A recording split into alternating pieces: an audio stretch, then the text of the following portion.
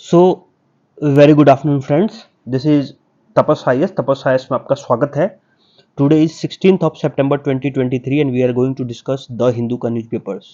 So before going to start 16th September paper, yesterday 15 सितंबर का जो पेपर था वो किसी बिजी शेड्यूल की वजह से आप लोग तक नहीं पहुंचा है। तो इसमें कुछ था भी नहीं। एक इंडियन पोस्ट बिल था और कुछ एक दो आर्टिकल अच्छे थे जो मैं इसको कवर कर दूंगा। 30 मिनट्स का वीडियो बना दूंगा इसके ऊपर।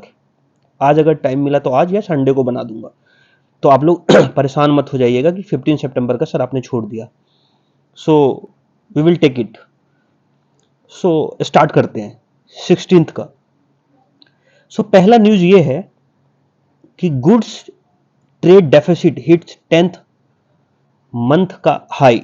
सो उसके लिए हमें अंडरस्टैंड करना पड़ेगा कि ये कहना चाह रहे हैं, पहले ये समझ लो कहना क्या चाह रहे हैं।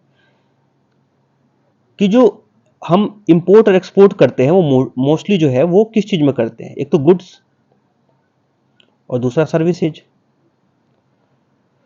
तो ये इन दोनों में से गुड्स की बात कर रहे हैं कि गुड्स में जो ट्रेड डेफिसिट है, दैट मीन ट्रेड डेफिसिट का मतलब क्या हो गया? इसका मतलब हो गया कि you are importing more and exporting less. In that scenario क्या होता है कि ट्रेड गैप क्रिएट हो जाता है, तो उसको ट्रेड डेफिसिट कहते हैं। सो ये ओवरऑल है। तो अगर गुड्स में, अगर मान लो कि हम जितना गुड्स खरीदते हैं और जितना गुड्स हम बेच रहे हैं, what we are purchasing from the other country goods के टर्म में, and what we are exporting in goods के टर्म में टू अदर कंट्री, अगर इस चीजों में डेफिसिट हो जाए, मतलब हम ज्यादा गुड्स खरीद रहे हैं किसी कंट्री से ऑल ओवर द कंट्री और हम कम गुड्स बेच रहे हैं, तो गुड्स के ट्रेड डेफिसिट होगा। अंडरस्टैंड? ट्रेड डेफिसिट जो है वो ब्रॉड टर्म है। तो गुड्स ट्रेड डेफिसिट, तो इसको लेके न्यूज है आज। और आप सबको पता है कि सर्विस सेक्टर में इंडिया हमेशा से अच्छा रहा है आफ्टर 1990। तो सर्विस सेक्टर तो हमारा ठीक ठाक चलता है और इसकी वजह से हमारा ट्रेड डेफिसिट जो है वो एक टाइप का बैलेंस होता है, क्योंकि हम गुड्स में हमेशा बाहर से गुड्स ज्यादा मंगाते हैं और हम सर्विसेज जो है वो ज्यादा एक्सपोर्ट करते हैं। तो सर्विस हमेशा मोस्टली पॉजिटिव। बहुत कम समय ऐसा हुआ होगा जब सर्विस सेक्टर जो है वो जो है डेफिसिट में हो, मोस्टली सरप्लस में ही होता है। तो गुड्स में जितनी ज्यादा डेफिसिट होती है, सर्विसेज में उतनी ज्यादा आप अच्छा परफॉर्म कर रहे हो। तो ये दोनों एक दूसरे को बैलेंस आउट कर देता है और आपको दिखता है कि हाँ ट्रेड डेफिसिट ज्यादा नहीं है। लेकिन सोचो कि सर्विस सेक्टर भी आपका, आप ऐसे समझ लो एग्जाम्पल के लिए, तो मैं क्या समझा रहा था वो समझो। इधर देखो, अब मैं ये समझाने की कोशिश कर रहा हूं कि ट्रेड डेफिसिट। सो अगर आपको ये समझ रहा है तो पहले ये समझना पड़ेगा कि इंपोर्ट और एक्सपोर्ट, आयात और निर्यात। सो जब भी आपका इंपोर्ट जो है, whenever our import is greater than export, in that condition आपका जो होगा ट्रेड क्या होगा? डेफिसिट होगा। कंडीशन 2 क्या है? whenever export is greater than import, in that condition trade जो होगा सरप्लस होगा। अब जब हम ट्रेड की बात करते हैं तो ये तो तुमको ये समझ में आ गया कि what is import and export. If your import is greater than export, that means you are in trade deficit conditions. Suppose that whenever you export, you are exporting more to other country and your import is less. In that scenario, you have a trade surplus. So before going to detail, we have to understand that what is trade. हम trade किस में करते हैं? व्यापार।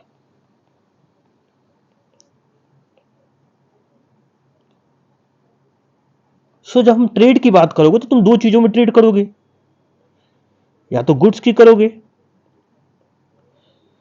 In general discussion कर रहा हूं, अब ज्यादा हाई लेवल का सोचना, इकोनॉमिस्ट बन जाना बैठ के। तो गुड्स एंड सर्विसेज, ये तुम्हारा ट्रेड इसमें करते हो। सो तुम्हारे गुड्स में, अब ये देखो, गुड्स में अगर तुम इंपोर्ट तुम्हारा और ये एक्सपोर्ट है, तो गुड्स में कंडीशन वही बनती है कि गुड्स में जब तुम्हारा इंपोर्ट जो है ग्रेटर देन एक्सपोर्ट होगा, तो गुड्स का क्या होगा, ट्रेड डेफिसिट होगा। इतने डिटेल में कोई समझाएगा नहीं, समझ लो उसको।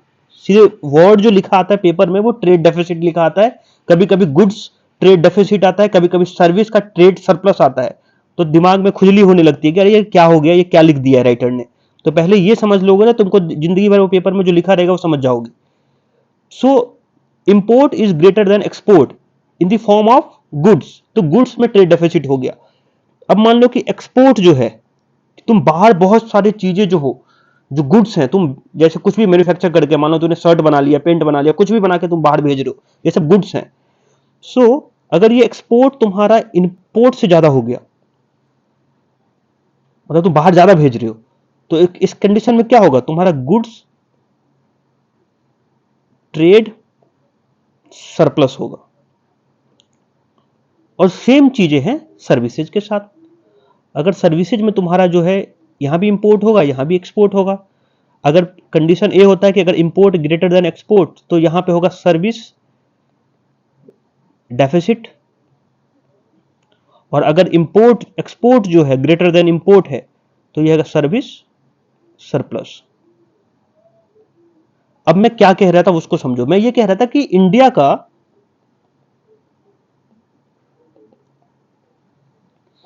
जो सर्विस सेक्टर है वो most of the time trade surplus होता है, अंडरस्टैंड। और जो गुड्स का जो सेक्टर है वो डेफिसिट होता है,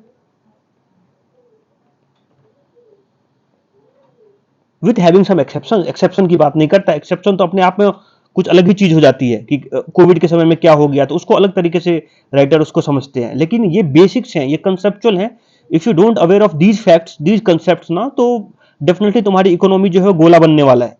तो तुम इसको देखो कि सर्विस सेक्टर में तुम समझ गए कि इंडिया का सर्विस सेक्टर, मतलब सर्विस सेक्टर मतलब क्या, यहाँ के इंजीनियर्स, यहाँ के डॉक्टर्स, यहाँ के जो हैवी ब्रेन माइंड जिसको बोलते हैं वो, या फिर कंसल्टेंसी, ये जो है वो वर्ल्ड में, जैसे इन्फोसिस हो गया, टाटा हो गया, ये सब वर्ल्ड में जाकर अपनी कंपनी खोल रखी है और वहां पे सर्विसेज दे रहे हैं। दे अर्न मोर, एंड वो जो है वो इंडिया में पैसा लेके आते हैं। तो सर्विस सेक्टर तुम्हारा स्ट्रांग है, तो तुम एक्सपोर्ट कर रहे हो, बहुत ज्यादा एक्सपोर्ट कर रहे हो, उसकी वजह से तुम्हें बहुत ज्यादा पैसे मिल रहे हैं। अब तुम्हारा गुड सेक्टर जो है वो कमजोर है, तुम बाहर से लाते हो, तो तुम हमेशा डेफिसिट में रहते हो। तो तुम्हारे ट्रेड सरप्लस की वजह से ये जो तुम्हारा सर्विस सेक्टर का जो ट्रेड सरप्लस में रहता है हमेशा, उसकी वजह से तुम्हारे गुड्स सेक्टर जो कम अच्छा परफॉर्म करती है, अच्छा नहीं परफॉर्म करती है, वो दोनों एक दूसरे को बैलेंस आउट कर देते हैं। और कभी कभी ऐसे कंडीशंस हो जाती हैं कि मान लो वो नहीं कर पाए बैलेंस आउट, ऐसे कंडीशन में तुमको टोटल कहा जाता है कि ट्रेड डेफिसिट हो गया। तो ट्रेड डेफिसिट बड़ा वर्ड है, समझ में आ गया। इससे बेहतर कुछ और एग्जांपल हो नहीं सकता। तो तुम ट्रेड डेफिसिट के बारे में समझो कि trade deficit is a broad term in which the goods and service both included. फिर वो गुड्स जो है, गुड्स के इंपोर्ट एक्सपोर्ट चेक होगा, और फिर सर्विसेज के इंपोर्ट एक्सपोर्ट चेक होगा। अब इंडिया के कॉन्टेक्स्ट में हमेशा याद रखना कि इंडिया का सर्विस सेक्टर बहुत स्ट्रांग है, इसीलिए most of the time India का ट्रेड जो होता है सर्विस सेक्टर में वो सरप्लस होता है। और जो ट्रेड जो गुड्स में होता है वो कम होता है और डेफिसिट होता है, लेकिन सर्विस सेक्टर की वजह से वो एक दूसरे को बैलेंस करता है, और इंडिया का ट्रेड जो होता है वो उतना ज्यादा डेफिसिट में नहीं दिखेगा, because of the well performed by the service sectors. So तुमको ये याद रखना है। अब न्यूज क्या था उसको समझो। अब न्यूज ये कह रहा है कि गुड्स का, अब समझ में आ जाएगा तुम्हें कि गुड्स का ट्रेड डेफिसिट हुआ है। ट्रेड डेफिसिट की नहीं, ये गुड्स जो है, गुड सेक्टर जो है वो ट्रेड डेफिसिट में है और 10 मंथ के हाई पे है। डजंट मैटर फॉर अस, हम इतना ज्यादा परेशान नहीं होंगे कि कितना महीने से कितना चल रहा है। तो ये लिख रहे हैं कि गुड सेक्टर जब अच्छा परफॉर्म नहीं किया, if the good sector is not performing good, और वेल इन दैट सिनेरियो जो ट्रेड डेफिसिट है वो बढ़ जाता है। क्यों? क्योंकि तुम्हारा जो है सर्विस सेक्टर की एक लिमिट है ना, सर्विस सेक्टर की लिमिट है कि इतना ही करोड़ तुम्हारा जो यूएसडी डॉलर है बिलियन में ले आएगा। लेकिन मान लो कि तेरा गुड्स ही अच्छा परफॉर्म नहीं करेगा तो सर्विस सेक्टर एक समय के बाद जाके खत्म हो जाएगा और तुम्हारा ट्रेड डेफिसिट जो है धीरे धीरे बढ़ने लगेगा।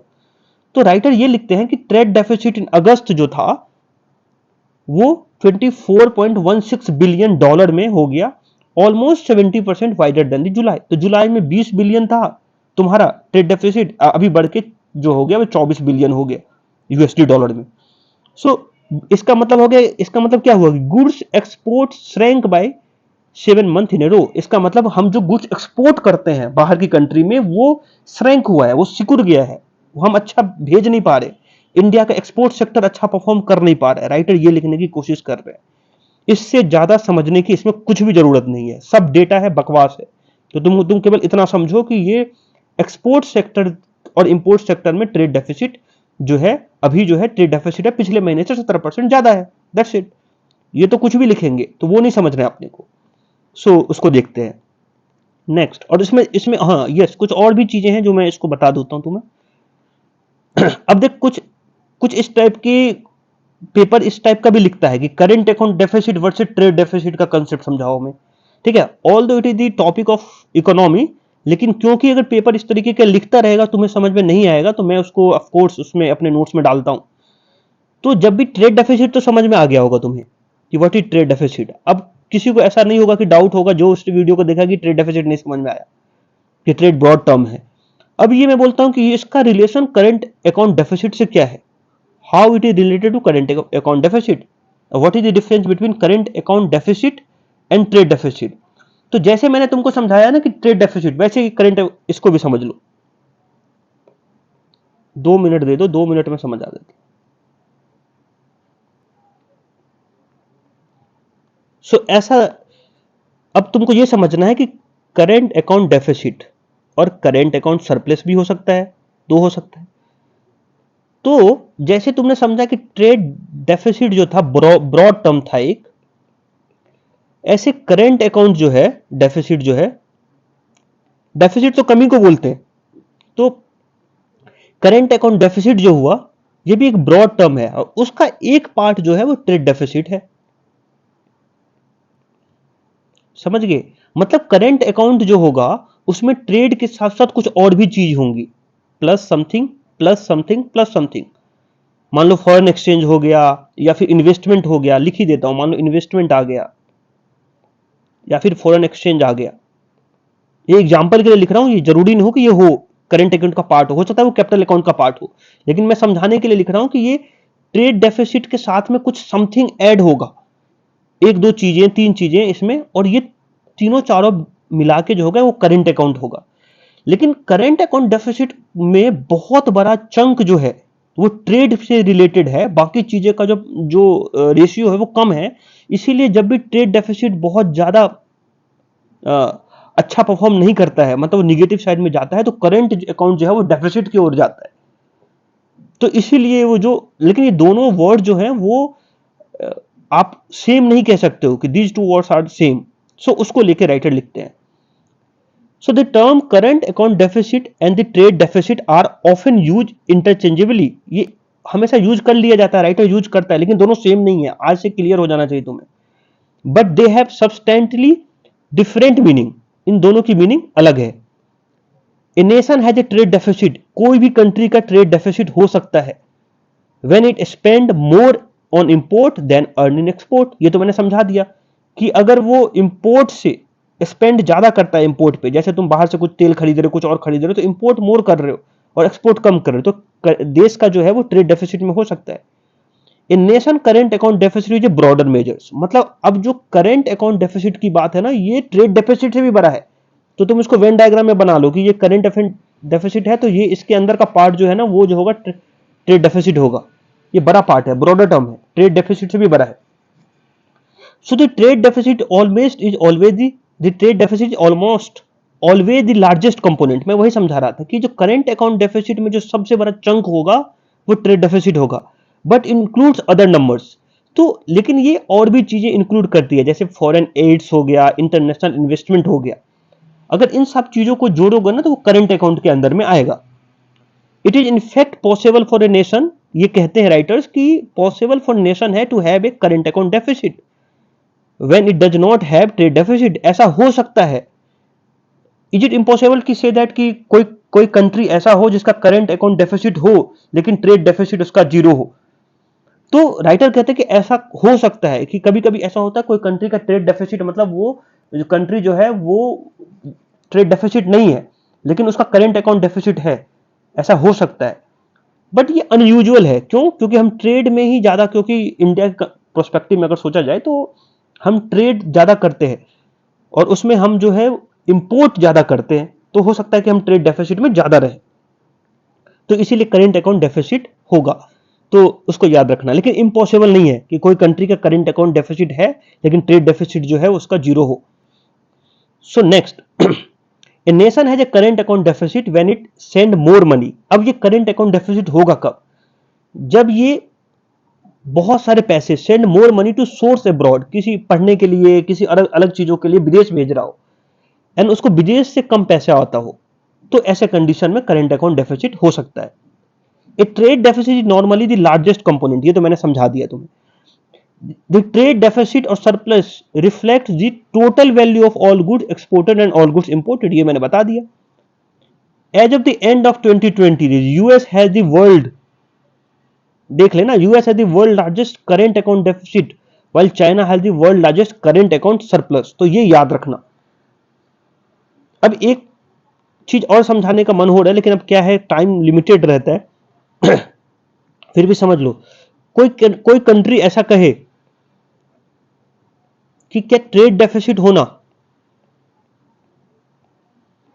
या फिर करंट अकाउंट डेफिसिट, मान लो कि इंडिया का 2% था कुछ दिन पहले, अब धीरे धीरे कम हो रहा है, तो करंट अकाउंट डेफिसिट जो इतना परसेंट ऑफ जीडीपी है, तो क्या ये अच्छी चीज है? Is it good for economy? Question is that, is it good for economy? या it is always, is it having a CAD, current account deficit, is always bad for economy? So answer is in negative side। नहीं, ऐसा नहीं है कि अगर तुम्हारा CAD जो है, करंट अकाउंट डेफिसिट जो है, अगर 2% है, 3% है और लोग कह रहे हैं, इकोनॉमिस्ट कह रहे हैं कि नहीं नहीं ये कैड जो है धीरे धीरे बढ़ने से नुकसान होगा, तो ये हर कंडीशन में नहीं है। अगर तुम उस जो पैसे तुम्हारे पास आ रहे हैं, मान लो कि तुम रॉ मटेरियल खरीद रहे हो किसी कंट्री से और उसको तुमने फिनिश प्रोडक्ट बना दिया और उसको तुम फिर एक्सपोर्ट कर दिया, तो ऐसे समय में अगर तुमको 2-4% अगर तुमको डेफिसिट में भी होती है ना, तो उसमें कुछ बड़ा चीज, इस टाइप की चीजें, इकोनॉमी चेंजेज हो जाएंगे बहुत बड़ा, इसमें उसको ऐसे देखने की जरूरत है नहीं। तो आपको समटाइम कह सकते हो कि कैड हो ना, कैड को जीरो करना चाहिए, आपको कर सकते तो करो, लेकिन अगर 2% 4% का अगर जीडीपी का जो है वो डेफिसिट में है करंट अकाउंट, तो कुछ बड़ा ऐसा नहीं होगा। क्यों? क्योंकि आप उस चीज का सही यूटिलाइजेशन अगर कर रहे हो, उस मान लो कि रॉ मटेरियल खरीद के फिनिश प्रोडक्ट बना के बेच रहे हो, एक्सपोर्ट कर रहे हो, तो कुल मिला के आपका एक्सपोर्ट बढ़ेगा ना। तो कोई अगर ब्लैंकेट क्वेश्चन पूछे तुमसे, is it always a bad for the economy if you have a CAD of 2% of the GDP, तो आंसर बोलना कि नो, नॉट एट ऑल। तुम ऐसा कह सकते हो उसको, और उसका तुम जो है आंसर को इस तरीके से एविडेंस दे सकते हो। सो this is all about first topic. Next, Nipah को लेकर ऑलरेडी डिस्कस हो चुका है, तो हम ऑस्ट्रेलिया से हेल्प ले रहे हैं। तो जो न्यूज मैं लगातार कवर कर रहा हूं उसको मैं उसमें न्यू डेवलपमेंट केवल डिस्कस करता हूं मैं, उसके अलावा कुछ नहीं। तो ऑस्ट्रेलिया से हम कुछ हेल्प मांग रहे हैं कि उनके पास एक एंटीबॉडी है, डोज मोनोक्लोनल, कल भी मैंने बताया था, तो बोलते आईसीएमआर उसके पास बोली है जो कि हमें भी दो, थोड़ा सा बचाना है लोगों को। तो केसेज जो है वो 6 लोगों को हो गया है राइट नाउ। तो ये है करंट अपडेट। फिर गवर्नमेंट जो है जीएसटी, सबको पता है जीएसटी जो है 2017 में जीएसटी आया था, तो उसको लेके बहुत सारी जो केसेस के लिए रेवेन्यू डिपार्टमेंट में बहुत सारे केसेज आ गए थे टैक्स पेयर्स का, कि डिस्प्यूट है कुल मिला के, कि सरकार कह रही है कि इतना परसेंट जीएसटी, वो कह रही है इतने परसेंट जीएसटी, तुमने इतना क्यों नहीं भरा टाइम पे। तो ऑफकोर्स एक ट्रिब्यूनल तो होना चाहिए ना, हर चीज का ट्रिब्यूनल है तुम्हारे पास, तो जीएसटी का ट्रिब्यूनल क्यों नहीं? तो सरकार अभी कह रही है कि जो जीएसटी काउंसिल है उन्होंने उसको अप्रूव कर दिया है, तो जीएसटी एपलेट ट्रिब्यूनल बनेगा। ऑफ कोर्स जो होगा, जो हाई कोर्ट पे जो बर्डन होगा वो कम हो जाएगा उससे। तो ये तो छोटा सा न्यूज था, तो वो बता दिया। नेक्स्ट,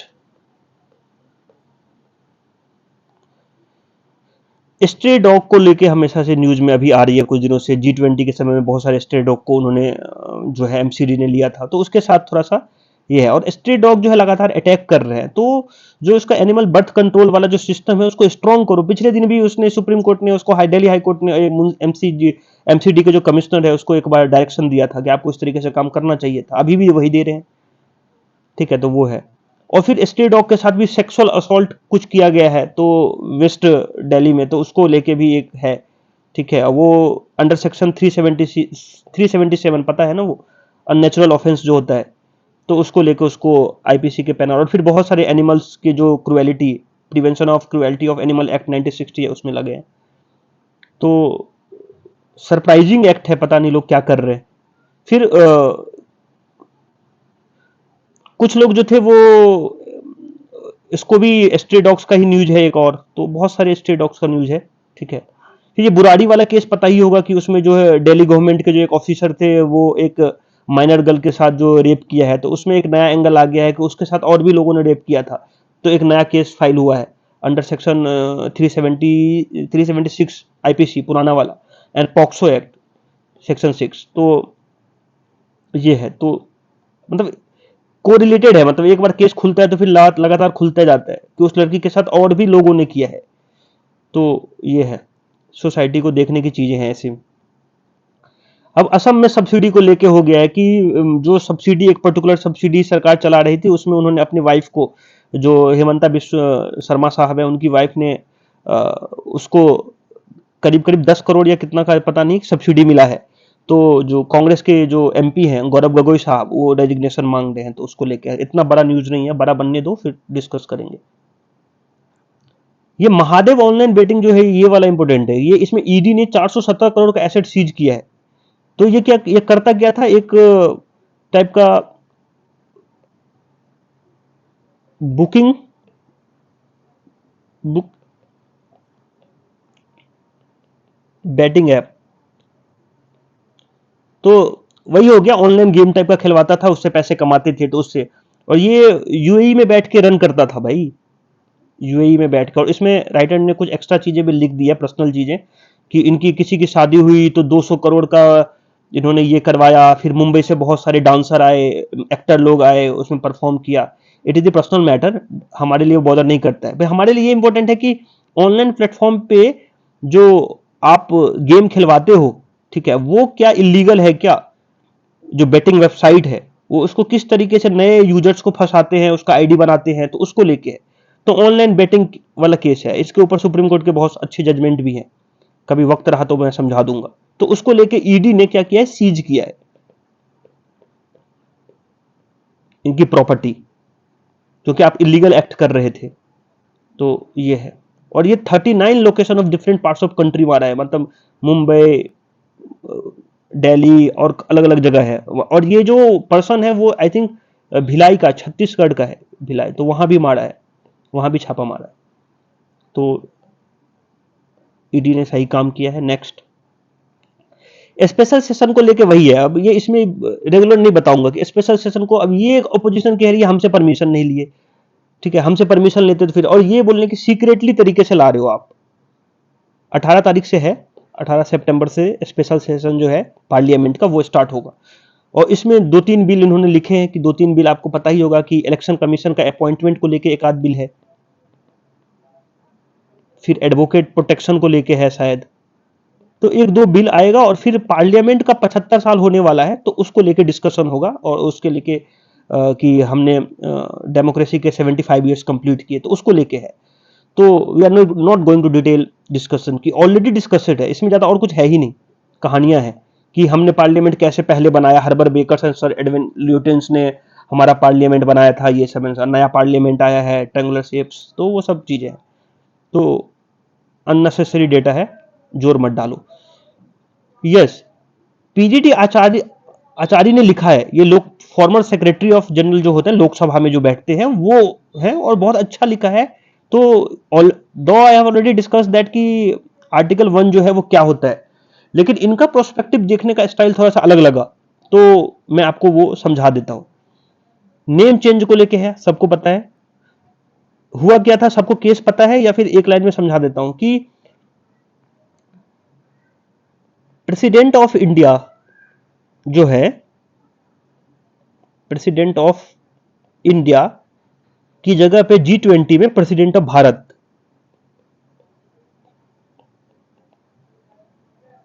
तो ऐसा लिखा गया।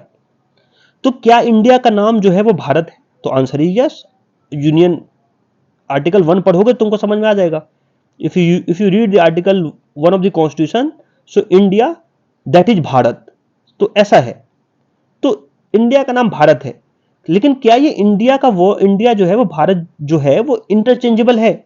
ये इंपॉर्टेंट क्वेश्चन है, और इसको इन्होंने राइटर ने कैटर किया है कि इंडिया भारत है, लेकिन तुम इंडिया का दूसरा नाम भारत है, या इंडिया जहां जहां लिखा है कॉन्स्टिट्यूशन में उसको तुम इंडिया को हटा के भारत डाल सकते हो क्या? तो उसके लिए इन्होंने डिस्कशन किया है, और अच्छा डिस्कशन किया, तो मैं आपको पढ़ के बताता हूं। तो पहला ये समझो कि there has been no explanation from official spoke person of the government for the sudden change, the abrupt change in very formal official communication from the head of the state caught the nation unawares. आप इतनी जल्दी में आपने changes किया, official spoke person को कुछ इस type की चीजें बोलनी चाहिए कि हम क्यों चेंज कर रहे हैं, what is the reason behind that कि you are changing the president of India to president of Bharat. अगर आपको कुछ इस टाइप की चीजें हैं तो आप आइए और टेबल पे बैठिए, और आप उसको ऑफिशियल स्पोक पर्सन की तरह, आप वहां पे गवर्नमेंट के ऑफिशियल जो भी स्पोक पर्सन होते हैं वो आप उसका एक्सप्लेनेशन समझाइए कि इसके पीछे का रीजन क्या है, कि why you have change that. आपको क्या भारत का ब्रांडिंग करना है, या भारत को आपको वर्ल्ड लेवल पे दिखाना है कि हम इंडिया जो है वो भारत है, या भारतवर्ष था? आपको whatever you have a idea, whatever you have a thoughts, whatever you have evidence, आप come in front of the media, come in front of the जो भी है, आप वहां पे एक्सप्लेनेशन आपका बनता है। तो एक तो ये लिखते हैं। दूसरा, it is necessary to make it clear that the parliament has absolute power. अब ये कह रहे हैं कि क्या इंडिया को भारत किया जा सकता है? तो आंसर इज यस। पार्लियामेंट के पास आर्टिकल 368 है। आर्टिकल 368 अमेंडमेंट का प्रोविजन है। ये अमेंडमेंट का एक अधिकार देता है, राइट टू अमेंडमेंट है। तो उसमें आप क्या कर सकते हो, उसमें किसी भी, जो पार्लियामेंट के पास ये पावर है कि किसी भी एक्ट को, किसी भी कानून को, किसी भी इस टाइप की चीजों को वो अमेंड कर सकती है। तो यस, ये बोलते हैं कि article 368 of the constitution empower parliament to amend the provision of constitution which include the name of country. बहुत सारे कॉन्स्टिट्यूशन को चेंज कर सकते हो आप, अपने कॉन्स्टिट्यूशन को including the name of the country कर लो आप change, as mention in article 1। But the public has been left against by the general cacophony which has left them none of the wiser as far as the issue of concern। लेकिन वो public को तो जानने का अधिकार है ना कि आपने ये किया क्यों है, कैकोफोनी क्रिएट हो रहा है वहां पे। तो उसको लेके ये राइटर लिखते हैं। तो तुम्हें ये समझ में आ गया होगा कि इंडिया दैट इज भारत, जो दोनों वर्ड है वो इंटरचेंजेबल को लेकर डिस्कशन हो रही है। इंडिया का नाम भारत है, ठीक है, इंडिया दैट इज भारत है। जहां जहां इंडिया है क्या वहां भारत लिख सकते हैं कि नहीं, उसको लेकर डिस्कशन है। तो क्या तुम इंडिया को भारत लिख सकते हो, चेंज कर सकते हो? तो यस, आर्टिकल 368 के बारे में तुम बताना उनको कि 368 में लिखा है पार्लियामेंट चेंज कर सकती है। तो यहां तक तो कोई डाउट नहीं है। अब देखते हैं क्या है। अब कॉन्स्टिट्यूशन के प्रोविजन से ये बात करना समझा रहे हैं कि क्या है। अब सब ने पढ़ा होगा कि आर्टिकल 52 क्या होता है, प्रेसिडेंट के पास पावर होता है। तो वहां पे प्रेसिडेंट ऑफ इंडिया लिखा है, प्रेसिडेंट ऑफ भारत नहीं लिखा है। अगर वहां भी तुम्हें चेंज करना है तो आर्टिकल 52 को चेंज करना है तुम्हें। So let us examine the whole issue of the change of the name of the country from purely constitutional point of view. First, the invite that went from the Rashtrapati Bhavan. The invite, अब ये लिखा है कि राष्ट्रपति भवन में जो लिखा है the invite nomenclature को लेके है, प्रेसिडेंट ऑफ भारत। तो इसमें ये क्या कहना है, देखो, there is no president of Bharat in the country, ये कह रहे हैं। Article 52 says that there shall be president of India, और ये सबको पता है कि there shall be president of India है, there shall be not a president of Bharat. This is official nomenclature होता है। नॉमिनोकल्चर मतलब आप फॉरेन कंट्री के साथ, डेलीगेट्स के साथ किस तरीके से अपने इंडिया को ऑफिशियल लैंग्वेज में प्रेजेंट करते हैं, तो ये उसको नॉमिनोकल्चर कहते हैं। तो official nomenclature of the head of the state which can not be change to anything else unless article 52 को अमेंड किया जाए। अगर आप आर्टिकल 52 को अमेंड करते हो तब आप लिख सकते हो कि प्रेसिडेंट ऑफ इंडिया की जगह प्रेसिडेंट ऑफ भारत, लेकिन आपके 52 में तो लिखा है प्रेसिडेंट ऑफ इंडिया, तो आप कैसे प्रेसिडेंट ऑफ भारत के नाम से आप किसी को न्योता दे रहे हो, खाना पे बुला रहे हो। Thus, it is quite obvious that the term President of Bharat is not conformity with the Article 52 of the Constitution। इसीलिए conformity के साथ नहीं है, इसका मतलब ये disputed है। अब फिर वो आर्टिकल 1 को ऊपर मैं आपको ऑलरेडी बता दिया हूं, तो उसको मैं डिस्कस नहीं करूंगा। इंडिया दैट इज भारत, तो ये बहुत इजी है। नेक्स्ट, जो कोर चीजें हैं जो नया सीखने को मिल रहा है वो मैं बताता हूं। फिर ये है आर्टिकल 394 को भी लिख के लेके बोलते हैं कि as a matter of fact the word Bharat is not use in any of the article of the constitution except in the Hindi version. मतलब भारत वर्ड जो है वो इंडिया का हिंदी वर्जन है, भारत जो है वो अलग नाम नहीं है। और यही अंबेडकर का व्यू था, ये राइटर लिखते हैं। अब मैं पढ़ के सुनाता हूं कि क्यों कह रहे हैं वो। If the intention of constitution maker was to use the word Bharat interchangeably, अगर जो कॉन्स्टिट्यूशन मेकर्स थे, जो कॉन्स्टिट्यूशन हमको बना के दिए हैं, अगर उनको कभी भी ऐसा लगता है कि इंडिया की जगह भारत हमको इंटरचेंजेबली यूज करना था, तो वो क्या कर देते, they would be use in some part of the constitution. कहीं ना कहीं इंडिया की जगह पे भारत लिख दिया होता पूरे कॉन्स्टिट्यूशन में, तो उन्होंने कहीं नहीं लिखा, हर जगह इंडिया लिखा। इसका मतलब इंडिया, भारत जो है वो इंडिया का हिंदी इंटरप्रिटेशन है, हिंदी है। तो इस तरीके से ये इसको डिस्क्राइब कर रहे हैं। Next, in other words Bharat does not stand as a independent word in original constitution. तो वही है, ऑफ कोर्स कुछ है नहीं। India is use in the original constitution, India is authentic name of country until the legally change. तो उसको तो मैंने आपको समझा ही दिया। Next, the official name of the country is the Republic of India. ये सबको पता है कि अपन कहीं अपने पासपोर्ट पे देखो उठा के, कहीं पे नहीं लिखा है रिपब्लिक ऑफ भारत, वहां पे लिखा है रिपब्लिक ऑफ इंडिया।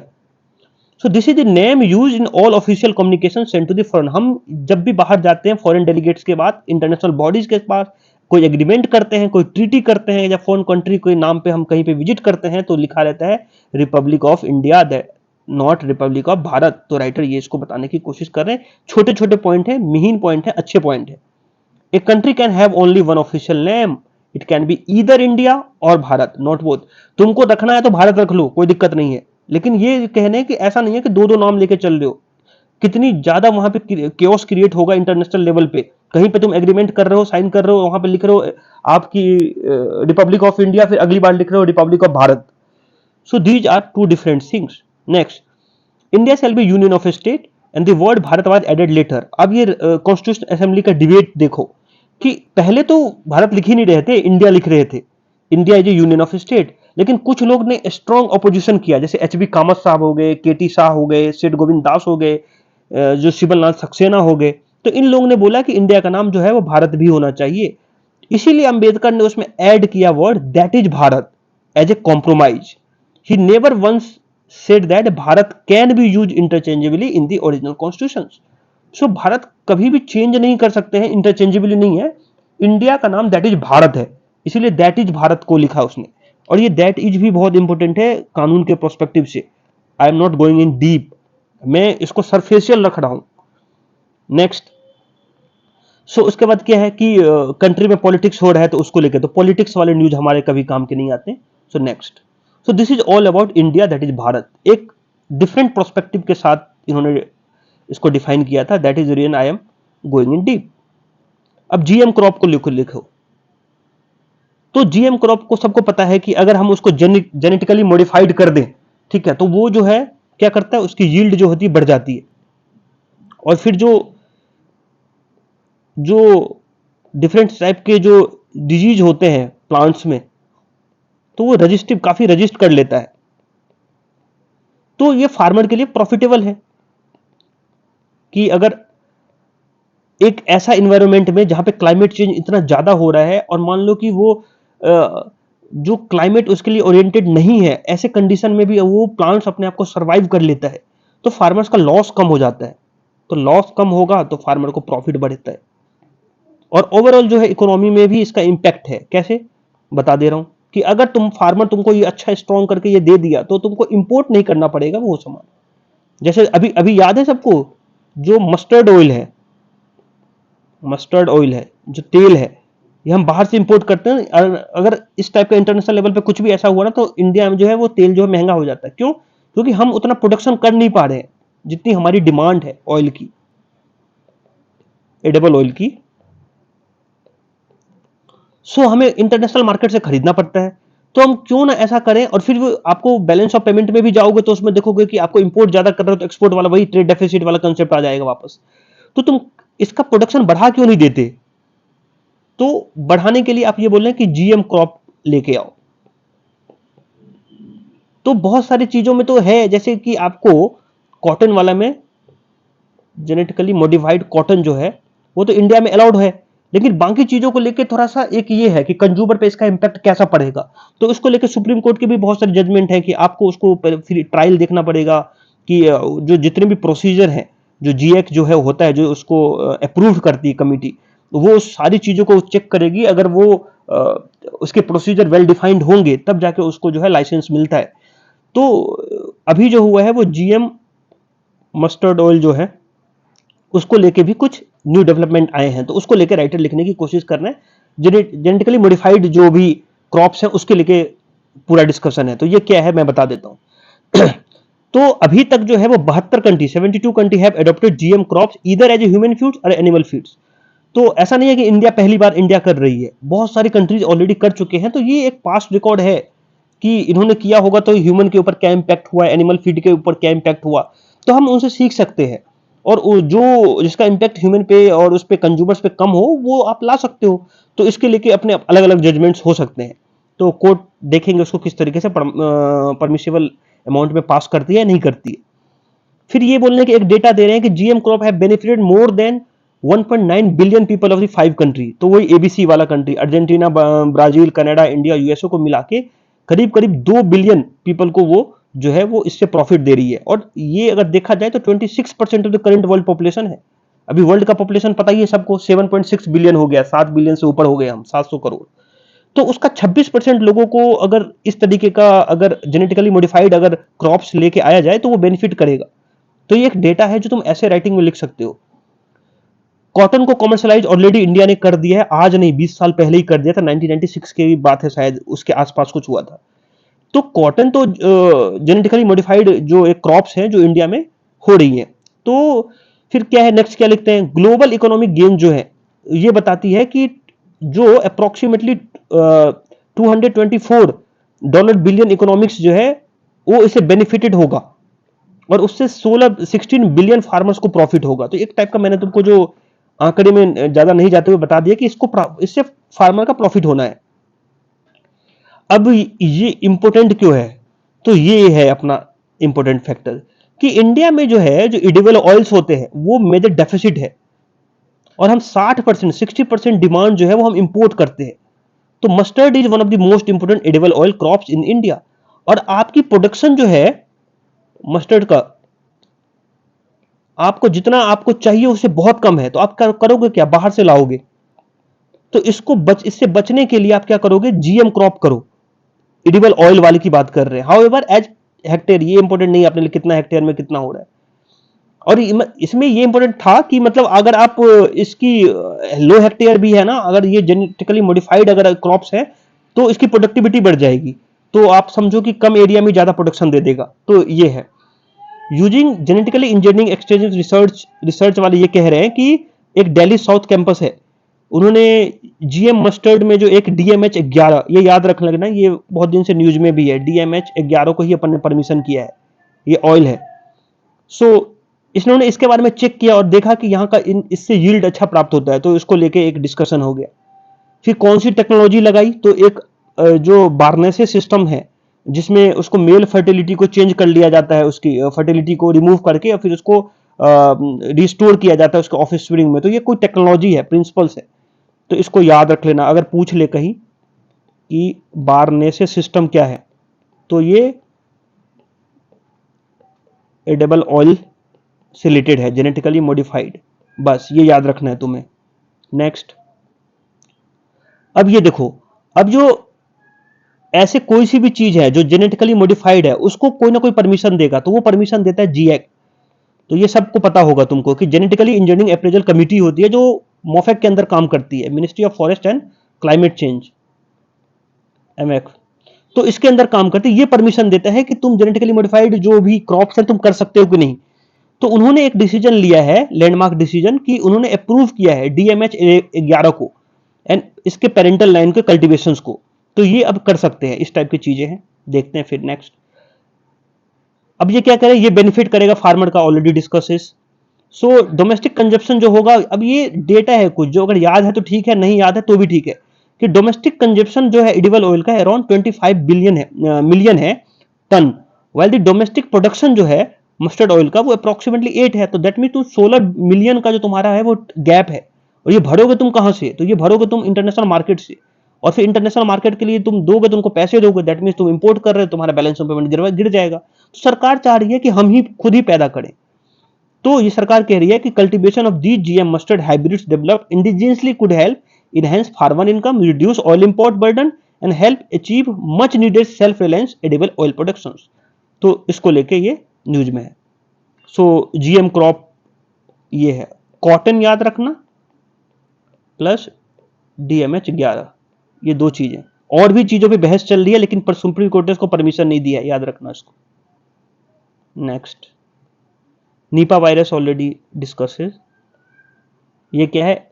हाँ, अब ये एडिटर गिल्ड को लेके ये मणिपुर में क्या हुआ था पता है, मणिपुर में रिपोर्ट दे दिया था, एक रिपोर्टर था एडिटर गिल्ड, तो इसने मणिपुर के ऊपर रिपोर्टिंग की थी और रिपोर्ट दे दिया था। तो उसमें वहां से कुछ लोग ने उनको उसके ऊपर एक टाइप का केस कर दिया था कि पीआईएल डाल के कि ये तो इस टाइप का जो है न्यूसेंस फैला रहे हैं, तो उसको लेके है।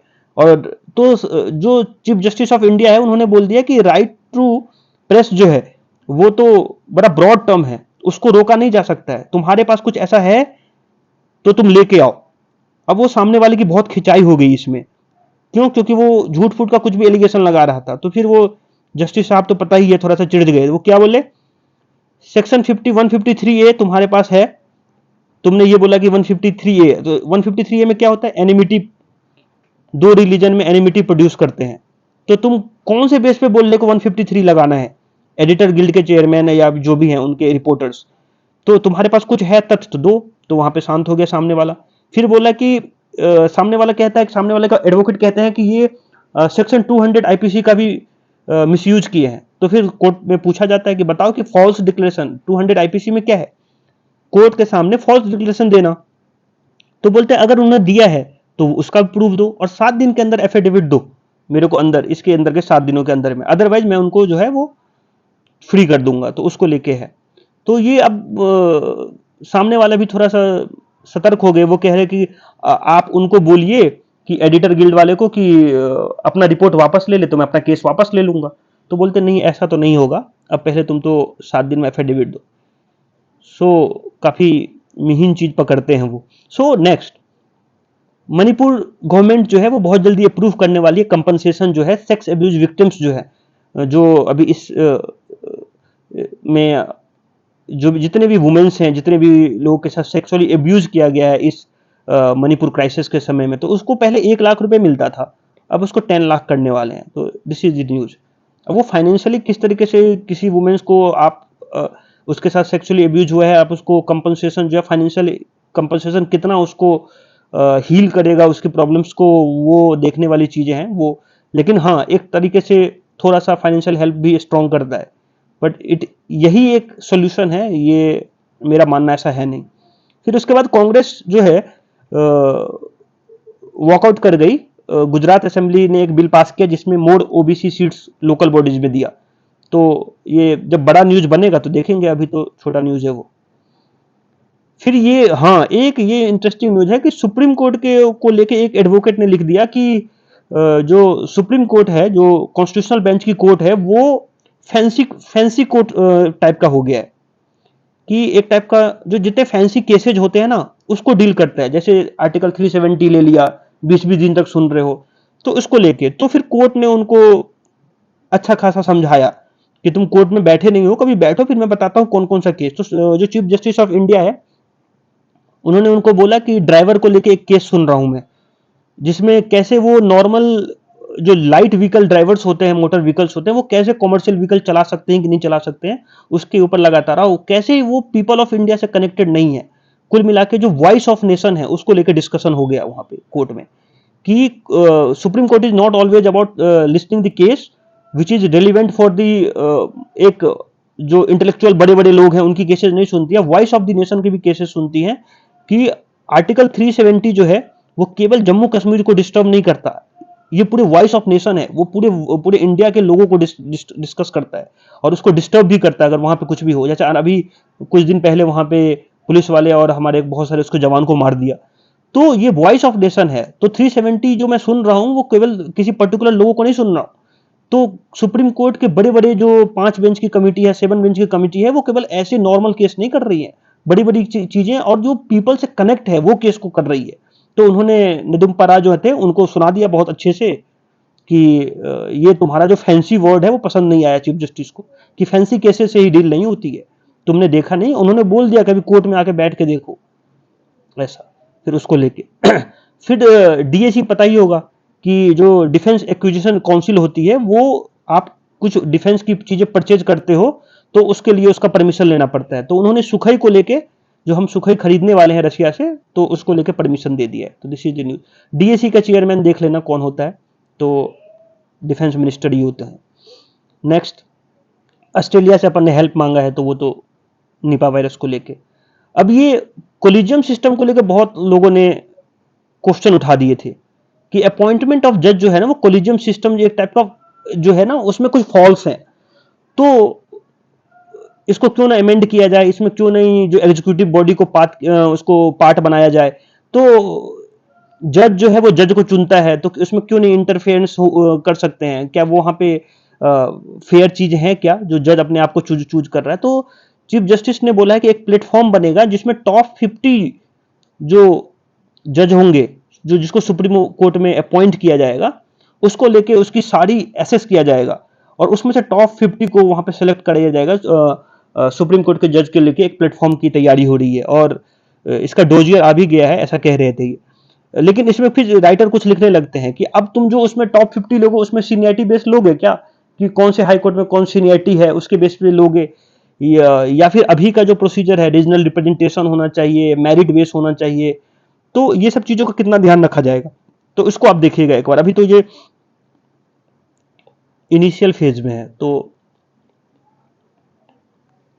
तो कलीजियम सिस्टम के कुछ अपने ही ड्रॉबैक्स हैं, ठीक है। आप 3 बेंच का जजमेंट पढ़ेंगे, एसपी गुप्ता का केस पढ़ेंगे, बहुत सारे केसेस पढ़ने को आपको मिलेंगे, तो आपको समझ में आएगा कि कैसे एनजैक आया था, फिर कैसे फिर उसको एनजैक को खत्म कर दिया गया। तो अगर आपको पॉलिटिक सीरीज में आपको मिल जाएगा वो चीज, तो आप इसको चीजों को देखो कि अपॉइंटमेंट ऑफ सुप्रीम कोर्ट जो है अभी भी राइट नाउ कलीजियम सिस्टम के थ्रू ही होता है। तो इसको और ट्रांसपेरेंट बनाने की कोशिश कर रहे हैं जो चीफ जस्टिस ऑफ इंडिया है डीवाई चंद्रचूड़ साहब।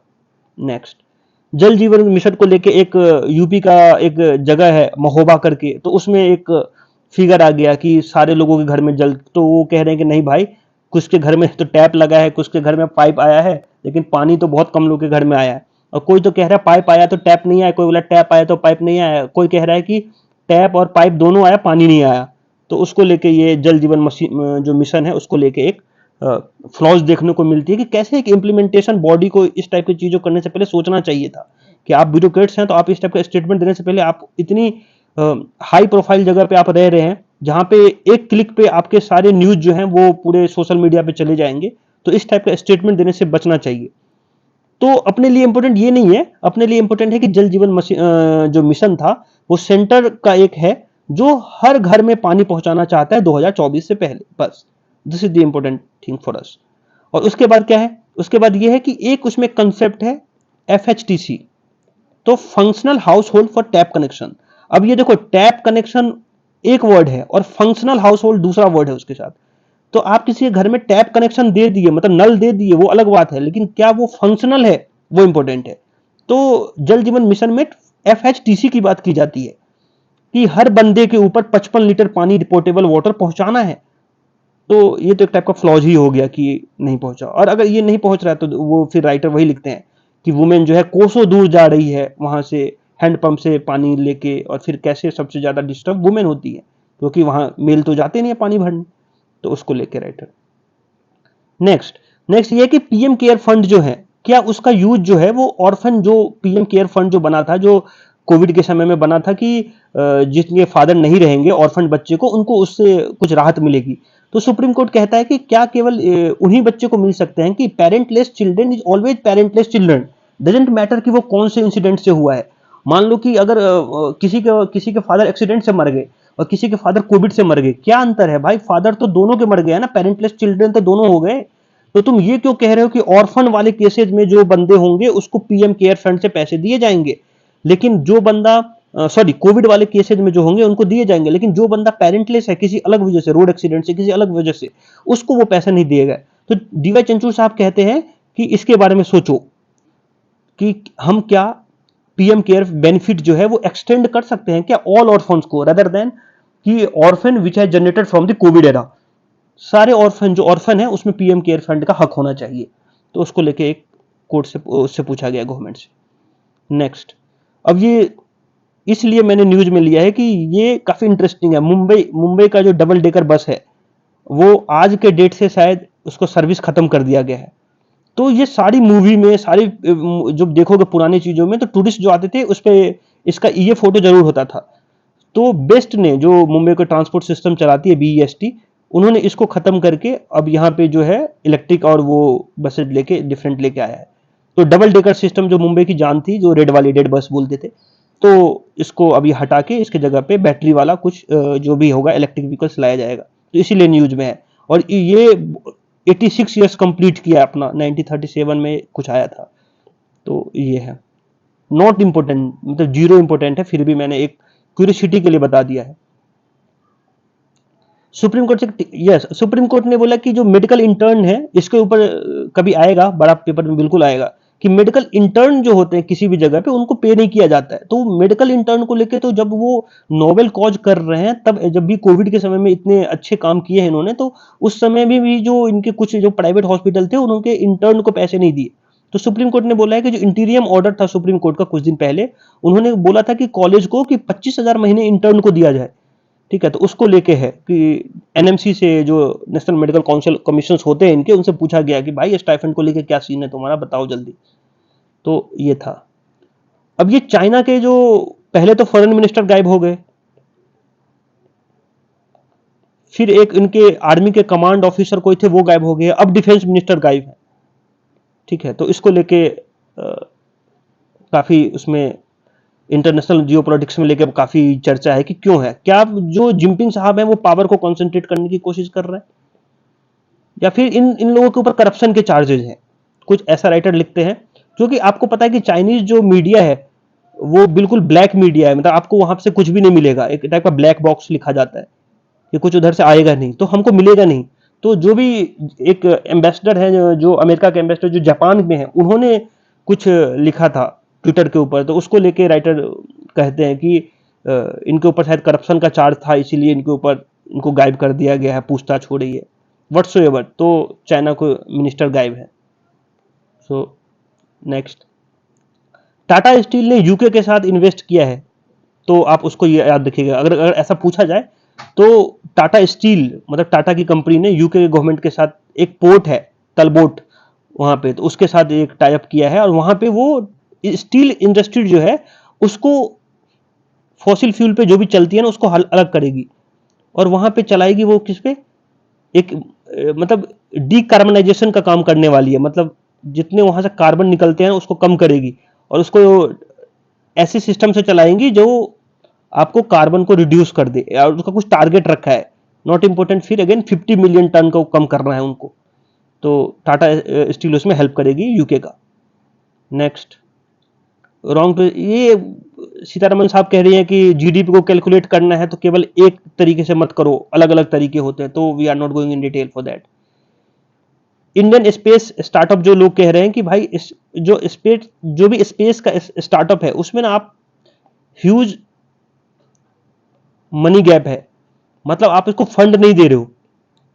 इसरो ने इतना अच्छा काम किया, इसको फंड की जरूरत है। तो इस टाइप की चीजें की बात हो रही है अलग अलग प्लेटफॉर्म पे, तो इनको फंड दिया जाए, डेफिनेटली ये डिजर्व करते हैं। आपको पता ही होगा कि आप जो रिसर्च में है 2% के आसपास आपका है। तो इसको बढ़ाना चाहिए, जबकि चाइना और यूएसए का आप देखिएगा कितना परसेंट ज़्यादा है। नेक्स्ट, ये मिलेट जो है, इस बार तो G20 वाले को भर भर के मिलेट खिलाए हैं, तो ये मिलेट को क्या किया, जीएसटी से लिफ्ट कर दिया है। तो जीएसटी अगर नहीं लगेगा तो ज़्यादा से ज़्यादा कंजप्शन होंगे, और ज़्यादा से ज़्यादा अगर कंजप्शन होंगे तो समझ लो कि ज़्यादा से ज़्यादा फार्मर को प्रॉफिट होगा, और फार्मर जो है एक्साइटेड होगा कि ये इसका प्रोडक्शन करे। तो इसको बोलते हैं इंटरनेशनलाइजेशन ऑफ जो इंडियन का मिलेट। सो इंडियन मिलेट्स को इंटरनेशनलाइज करना है, और उसमें कुछ आंकड़े दिए हैं, ठीक है, कि अभी जो है हम जो है India accounts 41% of global millet production में, तो हम इसको बढ़ाना है। फिर उसके बाद रुपीज में बताया है कि हम इस साल जो है फाइनेंशियल ईयर में हमने कितने का 75 बिलियन का कुछ एक्सपोर्ट किया है, मिलियन का, सॉरी 75 मिलियन का एक्सपोर्ट करना है, इसको हमने बढ़ाना है। तो मिलेट को लेके है। तो मिलेट से क्या होगा, फार्मर्स को इनोवेशन, एग्रो इकोनॉमिक्स को बढ़ावा मिलेगा, और क्या है, फोकस और मार्केटिंग, मार्केट पे भी ध्यान देना है कि तुमने प्रोड्यूस ही प्रोड्यूस करना है, तुम्हारे पास मार्केट ही नहीं है। तो मिलेट को ये इंटरनेशनलाइज करने की कोशिश कर रहे हैं, और ये नाबार्ड के चेयरमैन ने कोई स्टेटमेंट दिया था। तो this is all about today paper. Have a nice day, thank you so much. और आप सब्सक्राइब करो, लाइक करो, कमेंट करो, और अगर आपको वीडियो पसंद आए तो शेयर करो अपने दोस्तों के साथ। Have a nice day.